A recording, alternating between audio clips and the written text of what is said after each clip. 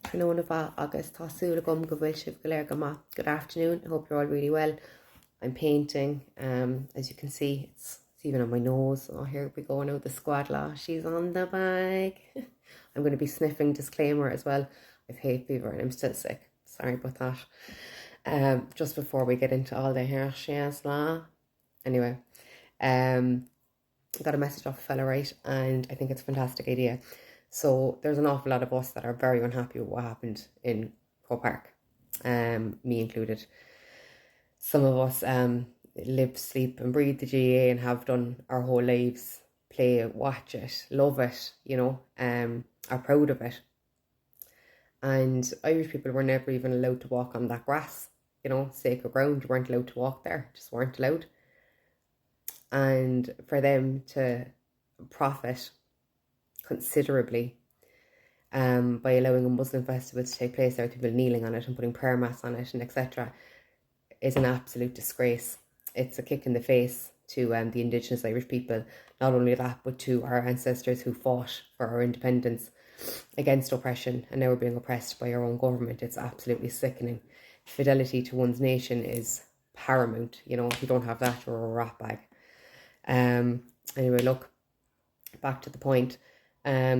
What the government allowed there, what the GAA allowed there, was criminal.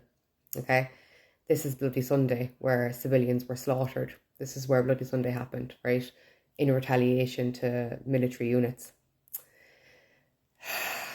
No shame, absolutely no shame whatsoever. No love for your nation, your people, your ancestors. No respect. Your parents must be mortified, honestly.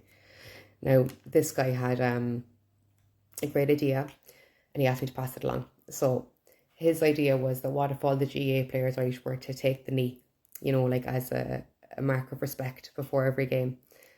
Take down that, take the knee, goes down on one knee, right? As a kind of a mark of respect to our ancestors and a show of solidarity to their people. Now, maybe not all the GAA players agree with it. Maybe they do, maybe they don't. That's their personal opinion, but we've got to stop being afraid of labels, Someone told me recently that labels are for jars, and it's something that I had to put away a very long time ago and kind of develop a bit of a hijta, So people need to stand out and people need to stand up and they need to show where they stand.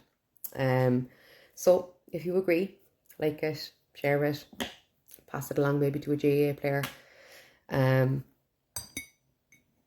hopefully the more people rise, the more we will turn the tide.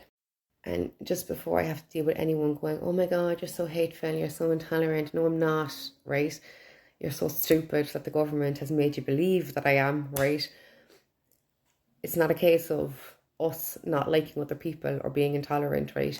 It's a case of us having a problem with the government that spits all over our religion, our beliefs, our needs, our wants, our history, our culture, all the while promoting another one and another people over us. That is the issue here, okay? The far right is a fantasy that they created, right? We never changed. We're right in the middle where we've always been, right?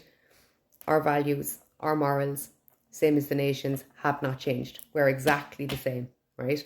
It's them that has changed. It's them that has become deranged. And they created this fantastical vision of the far right in order to justify and equate and to qualify all their delusions and their behaviours and their evil schemes.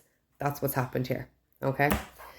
So my issue is with a government that is not for its people. If you want to get that mixed up, or if you want to believe them when they tell you otherwise, go on ahead. My problem is the government and their puppeteers above them, the EU. Like, you understand how evil these people are, right? They know exactly how much Irish people love the GAA, love their sport, how proud they are of it, right? They know that we don't want to boycott the GAA, even though the GAA itself is a money-hungry cunt-hole cesspit, right? With the players, the true ethos, the real meaning of it, the pride of it, yeah? They know we don't want to, notch you up to that we don't want to let the teams down. They know the teams don't want to let their supporters down,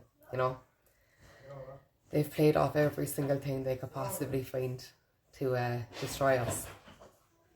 Does that sound familiar to anyone? Do you remember in the famine And they did everything they could, you know. Oh, here, we'll even poison your food, and here's a bit of soup if you change your name and forget about your language.